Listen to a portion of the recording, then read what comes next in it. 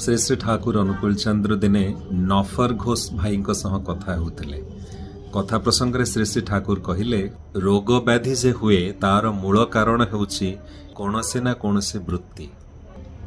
मनीष सही वृत्तिर बशवर्ती होई तदनुरूपी चली तापरे पड़े बेमार।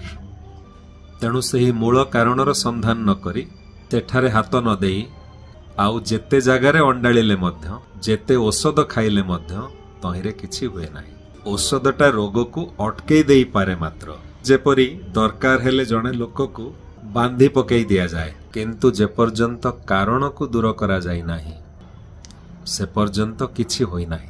आचरणटा ठीक हेले अनेक रोग छाड़ी जाए, बेसी औषध खाइबा दरकार हुए नाही।